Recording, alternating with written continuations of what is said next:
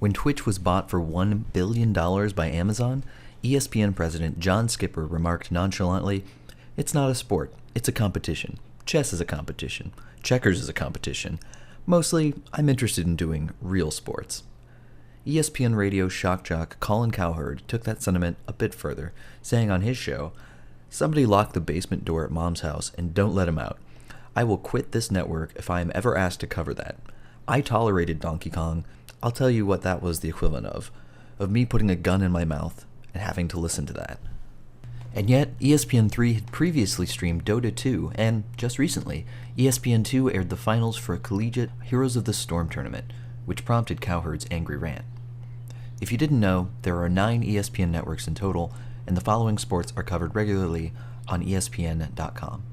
Football, basketball, baseball, hockey, soccer, NASCAR, tennis, Olympic sports, rugby, golf, racing, horse racing, boxing, cricket, X Games, endurance sports, poker, and gambling. Eyebrows often raise at the mention of things like horse racing and poker, and it makes you wonder, what exactly makes a sport a sport? The Oxford English Dictionary defines sport as the following: an activity involving physical exertion and skill in which an individual or team competes against another or others for entertainment. Merriam-Webster defines sport in a similar manner: a contest or game in which people do certain physical activities according to a specific set of rules and compete against each other, but also a physical activity such as hunting, fishing, running, swimming, etc. that is done for enjoyment.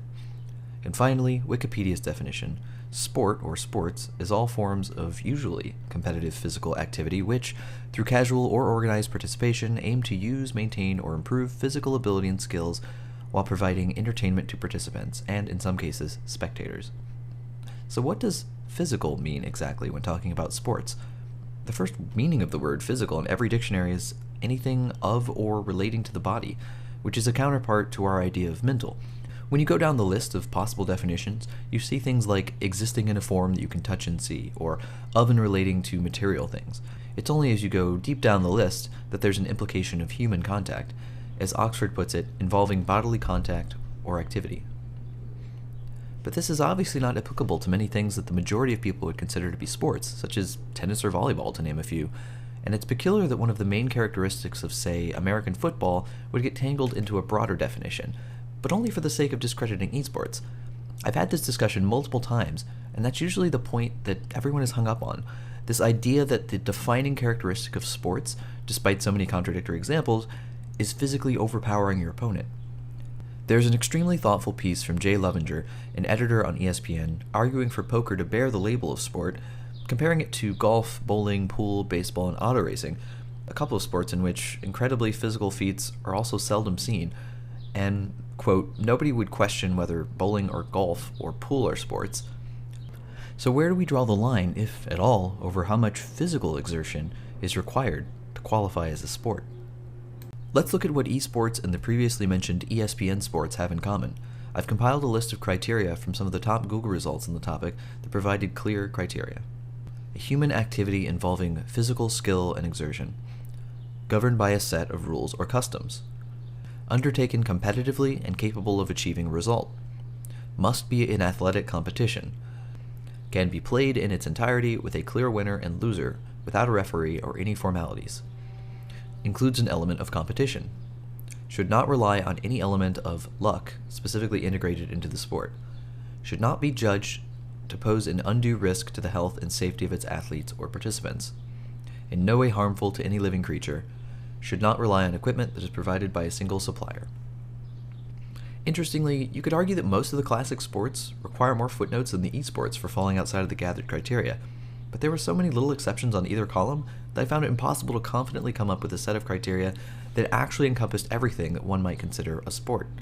My prediction on what ESPN will and won't consider a sport will change dramatically over the coming years, and the recent airing of Heroes of the Storm on ESPN2 is just a small taste of these major changes to come.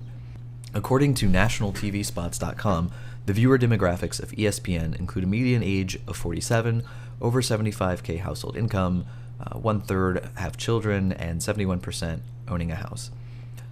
Did I just describe your dad who lives in the rural Midwest? Well, this type of viewer may have made up the average viewer of competitive televised events for many decades, but consider this. 27 million people watched the League of Legends World Championship in 2014. For comparison, 15.5 million viewers watched the NBA Finals Series, and the Daytona 500 had 9.3 million.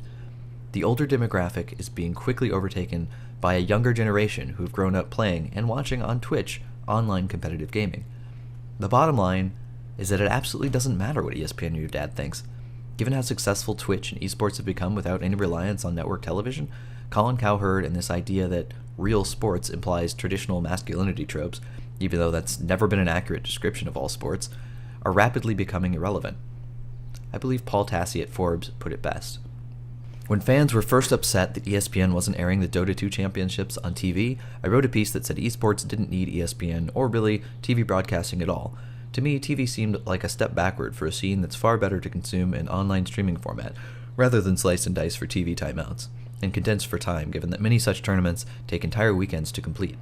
The only real benefit to TV is the idea of being accepted as a real sport that deserves airtime alongside more traditional pastimes. In closing, esports does not need to be accepted by television. 27 million viewers is plenty legitimizing.